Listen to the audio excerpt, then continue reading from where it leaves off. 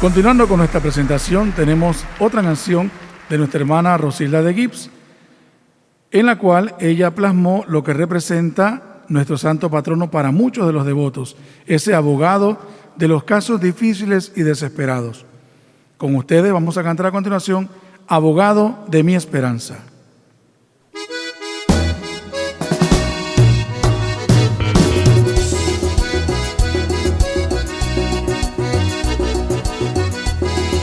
Cristo sale del alma, quien sufre con desconsuelo.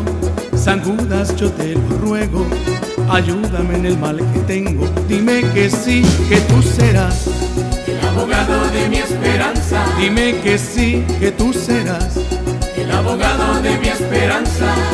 A ese hogar desolado, o un mal que no tiene remedio, San Judas pone el consuelo, San Judas pone el bueno. Dime que sí, que tú serás el abogado de mi esperanza. Dime que sí, que tú serás el abogado de mi esperanza.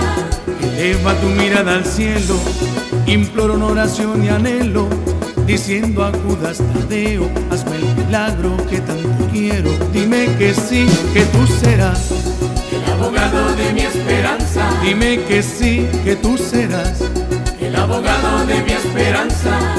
La fe que tengo en ti, San Judas, un día soñé que Jesús, José y María me apoyaban todos los días. Dime que sí, que tú serás el abogado de mi esperanza. Dime que sí, que tú serás el abogado de mi esperanza.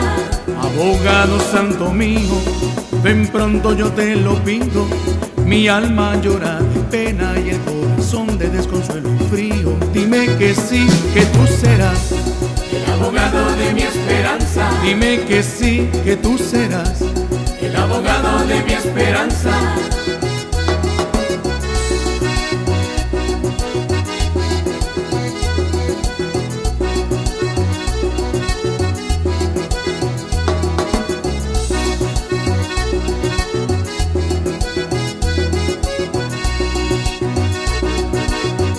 Dime que sí, que tú serás el abogado de mi esperanza. Dime que sí, que tú serás el abogado de mi esperanza. Dime que sí, que tú serás el abogado de mi esperanza. Dime que sí, que tú serás el abogado de mi esperanza.